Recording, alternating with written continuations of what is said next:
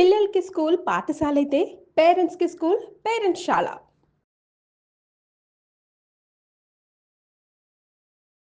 నమస్తే అమ్మా. నమస్తే అమ్మా. శ్రావణ శనివారాలని కూడా హ్మ్. చాలా మహాద్భుతంగా పూజలు చేస్తూ ఉంటారు. అవునమ్మా. ముఖ్యంగా వెంకటేశ్వర స్వామికి, విష్ణు ఆలయాలైతే కిక్కిరిసిపోతూ ఉంటాయి. అవును. మరి మనం ఏం చేయాలి ఇంట్లో? మనం కూడా వెంకటేశ్వర స్వామిని పూజించుకోవాలి. హ్మ్. ఎలాగూ శనివారం అనంగానే వెంకటేశ్వర స్వామిని పూజిస్తూ ఉంటారు చాలామంది. హ్మ్. ఇక్కడ చాలా సందేహం వస్తుంది చాలామందికి. అమ్మ. శనివారం నాడు వెంకటేశ్వర స్వామిని పూజించటం ఏమిటి? అది ఆయన పుట్టినరోజా? ఆ! కాదు కదా! కాదు. మరెందుకు పూజిస్తాం? శనివారం అంటే శని అయినా శివుడినే పూజించాలి కదా! అవును. నాకు కూడా ఎప్పుడు రాలేదు కాదు. ఇది. శ్రవణ నక్షత్రం వెంకటేశ్వర స్వామి యొక్క జన్మతిథి. హ్మ్. శ్రవణ నక్షత్రానికి ప్రాధాన్యం ఉన్నటువంటి రోజు గనక శ్రావణ మాసంలో పూజిస్తాం. హ్మ్. మరి శనివారం నాడు ఎందుకు పూజిస్తాం? ఎందుకు పూజిస్తాం? ఎందుకు అంటే హ్మ్. శ్రవణ నక్షత్రానికి అధిపతి శ్రవణ నక్షత్రం మకర రాశిలో ఉంటుంది. హ్మ్. ఆ తర్వాత శనివారం అనేటటువంటి దానికి ఆధిపత్యం వహించేవాడు శని. హ్మ్. ఎందుకంటే శని హోరతో మొదలయ్యేది శనివారం కదా! హ్మ్. అటువంటి శని యొక్క ప్రభావం మన మీద ఉండకూడదు అంటే హ్మ్. శని మీద ఆధిపత్యం కలిగినటువంటి వెంకటేశ్వర స్వామిని పూజిస్తే శని మీద ఆధిపత్యం శివయ్యకి కదా ఉంది. ఆయన మహాభక్తుడు కదా శివయ్యకి. శివయ్యకి భక్తుడే. హ్మ్. భక్తుడవటంతో పాటుగా ఆయన ఒకసారి శివయ్యను కూడా పట్టుకున్నాడుగా. పట్టుకున్నాడు. పట్టుకున్నాడు, కథ ఉంది ఆయన కదా. కూడా దాక్కోవాల్సొచ్చింది. వెళ్ళొచ్చి కదా మర్రి చెట్టు త్వరలో దాక్కుంటే ఏమంటాడు?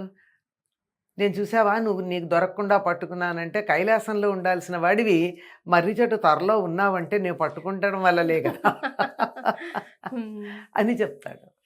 శనికి ఎందుకంటే శని చెప్పాను కదా, మకర రాశి హ్మ్. ఇవన్నీ కూడా శనికి సంబంధించినవి. హుహు. దాని మీద ఆధిపత్యం కలిగినటువంటి వాడు వెంకటేశ్వర స్వామి గనక వెంకన్నని పూజించుకుంటే శని దగ్గరికి రాడు అని ఒక నమ్మకం. అమ్మ. అది సో, ఎలా చేయాలంటారు? శ్రావణ శనివారాల్లో ఇది కూడా శ్రావణ మాసం అంటే మొత్తం శ్రవణ నక్షత్రం ఆధిపత్యం ఉన్నటువంటి ఆ, హ్మ్. చంద్రుడికి సంబంధించిన నెల హ్మ్. కనుక ఈ నెలంతా అందులోనూ శనివారం ఆయన్ని పూజిస్తే మనకి ఫలితం ఎక్కువ. ఆయనకి ఇష్టం ఉంటుందని కాదు అక్కడ అర్థం, మనకి ఫలితం ఉంటుందని. మరి. చూసారా ఎంత ఇదో. శ్రవణమేమో నక్షత్రానికి సంబంధించి ఆయనకి ఇష్టం అవుతుందని, హ్మ్. శనివారం అనేది మనకి ఫలితం ఉంటుందని చేసేటటువంటిది. కనుక ఆయన్ని మనం మామూలుగా పూజించుకునేటట్టే చక్కగా మిగిలిన శనివారాల కన్నా ఎక్కువ భక్తి శ్రద్ధలతో పూజిస్తాం. శ్రావణ మాసం అనగానే మనకి మంచి పువ్వులు అవి అధికంగా లభించే రోజులు. హ్మ్. మిగిలిన రోజుల కన్నా ఎక్కువ చామంతి పూలు ఎక్కడ పడితే అక్కడ ఎలా ఉంటాయి మా పచ్చగా కన్నుల విందు చేస్తూ కనపడేటటువంటి మాసం శ్రావణ మాసమే. అవునమ్మా. ఆ తర్వాత కూడా ఉంటాయి కానీ ఇంత ఉండవు, హ్మ్.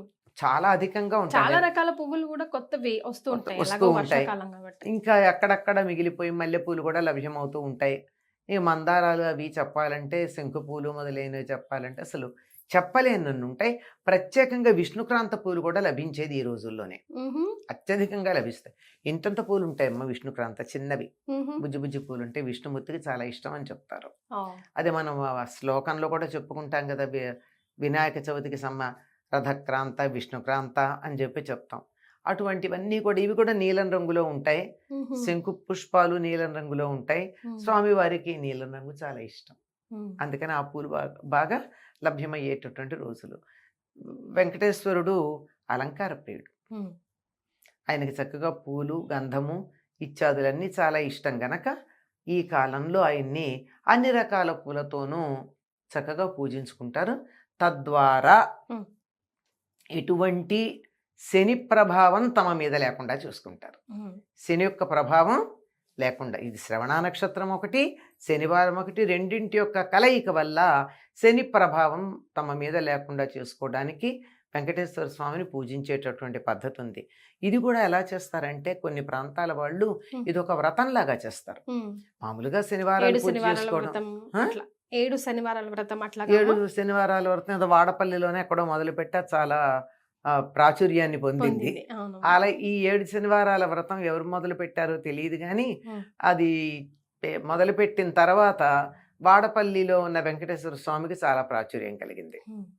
హ్మ్. గమ్మత్తుగా ఉంటాయి, దేనికి ఎటు ప్రాచుర్యం వస్తుందో, ఆ! ఎవరు దేనికి మరి బ్రాండ్ అంబాసిడర్లుగా అవుతారో, అవుతామని వాళ్ళు కూడా ఊహించకపోవచ్చు మరే కదా. హ, అలా అవుతారో మనకి తెలీదు. ఆ తర్వాత అయితే అసలు ఆలయంలో శనివారం నాడు ఇసుక వేస్తే రాలనంత మంది జనాలు ఉంటారు అక్కడ. అవును. ఆలయం బాగుంటుంది, చాలా బాగుంటుంది. వాడపల్లిలో ఉండేటటువంటి ఆలయం చాలా అద్భుతంగా ఉంటుంది. కాకపోతే ఈ ప్రశస్తి మాత్రం ఆలయం వాళ్ళని అడిగితే చెప్పిన మాట ఈ మధ్య కాలంలోనేనండి. ఉంది కానీ పూర్వం ప్రసిద్ధి ఇంతగా లేదు ఇంతకాలే అని చెప్పారు. అది కనుక చాలా ప్రసిద్ధంగా ఉంటుంది. ఇలా ఎందుకు చేస్తారు అంటే ఈ చెప్పాను కదా, శ్రవణ నక్షత్రము, శని, వీటన్నిటి యొక్క కలయిక వల్ల శని ప్రభావం లేకుండా ఉండడానికి ఉదయమే మామూలుగా శ్రావణ మాసం అంటేనే చాలా ప్రసిద్ధంగా ఉంటుంది మనకన్ని పూజలకి వాటికి. పైగా ఇప్పుడు ఇది మొదలు పెడతారు, ఇది వేదాధ్యయనం చేస్తూ ఉంటారు. చాతుర్మాస్య దినాల్లో వచ్చింది గనక పురాణ పఠనం తప్పకుండా చేయాలని చెప్పేటటువంటి రోజులు. శ్రవణం చేయాలి చెప్తాను. శ్రవణం అంటే వినడమే కదా. శ్రవణ నక్షత్రం అంటే కూడా అదే వినికిడి, అంటే చదువు ఎప్పుడూ వినడం ద్వారా వచ్చేటటువంటిది కనుక పురాణాలు అవి ఎలాగో చేసుకుంటారు, పురాణాలు అవి వినడం ఎలాగో ఉంటుంది కనుక ఈయన్ని పూజించడం కూడా అత్యధికంగా చేస్తారు. ఈయన కూడా అన్ని రకాలైన వేదాలకి వేద్యుడు, వేదాలన్నిటి చేత ప్రతిపాదించబడిన వాడు. మామూలుగా ఉదయం పూజ అయిన తర్వాత తప్పనిసరిగా ఇంటికి వచ్చిన ముత్తైదువులకి తాంబూలం ఇస్తారండి. చాలా విశేషం. అటు సోమవారాలు కానీ ఇటు శనివారాలు కానీ ఇంటికి వచ్చిన ముత్తైదులకి తాంబూలాలు ఇచ్చేటటువంటి పద్ధతి ఉంది. కొంతమంది నువ్వులుండలు ఇస్తారమ్మా ప్రత్యేకంగా శ్రావణం అదే చెప్తున్నా. ఎందుకు అంటే శనికి సంబంధం కదా, అందుకని బెల్లం కూడా శనికి సంబంధించిందే. చిత్రం ఈ రెండూ కలిపి అంటే శరీరంలో రక్తాన్ని బాగా అభివృద్ధి చేసి ఆరోగ్యాన్ని కలిగించేవి. శ్రావణ మాసం అనగానే వానలు, జలుబు, దగ్గు ఇలాంటివన్నీ వస్తాయి కదా. వీటన్నింటినీ తట్టుకోవడానికి తగినట్టుగా ఆరోగ్యంగా ఉండడానికి వేడి కలిగిస్తుంది శరీరానికి. వేడిమి కలిగించడానికి అవన్నీ ఇస్తారు. ఆకు, ఒక్క, పువ్వులు, పండు, నువ్వుండలు ఇది తాంబూలంగా ఇస్తారు. ఇప్పుడు మరి వరలక్ష్మి వ్రతానికి, మంగళగౌరి వ్రతానికి శనగలు ప్రధానంగా ఉంటే ఇక్కడ శనగల ప్రాధాన్యం ఏం లేదు. శనగలు లాంటివి ఏమి ఉండవు. మామూలుగా తాంబూలమే ఇవ్వడం ఉంది. ఇంకోటి ఏమిటంటే ఈ తాంబూలం ఆడవాళ్లే కదండి, మగవాళ్ళు కూడా ఇస్తారు. అంటే తాంబూలం ఇవ్వడం అంటే వచ్చినటువంటి వాళ్ళకి వీళ్ళేం బొట్టు పెట్టి అవన్నీ చెయ్యరు కానీ వీరు కూడా ఒక తాంబూలం, తమలపాకులు, ఒక్కలు, దాంట్లో పండు పెట్టి సాధారణంగా దక్షిణ కూడా పెడతారు. అవతల వాళ్ళని గౌరవించేటటువంటి వాళ్ళని అనిపిస్తే ఓ దక్షిణ పెట్టి వచ్చినటువంటి వాళ్ళకి సాక్షాత్తు విష్ణు స్వరూపులుగా భావించి ఇవ్వడం ఉంది. ఇద్దరు దంపతి ఇచ్చారనుకోండి మరీ బాగుంటుంది. కలిపి ఒకటే ఇవ్వచ్చు, విడివిడిగా ఇచ్చినా ఇవ్వచ్చు. కానీ ఇలా ఇచ్చుకుని వెంకటేశ్వర స్వామి యొక్క అనుగ్రహం పొందుతున్నాము అని అనుకుంటారమ్మా. ఈ శ్రావణ మాసంలో ఉండేటటువంటి శనివారం. శ్రావణం నిజంగా కార్తీక మాసంలాగా అన్ని వారాలకి ప్రాధాన్యం కలిగింది.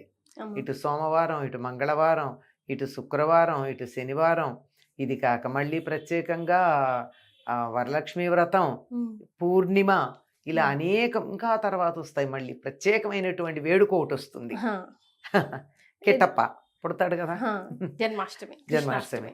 ఇలా అనేకమైనటువంటి ప్రాధాన్యాంశాలు కలిగినటువంటి మాసం శ్రావణ మాసం.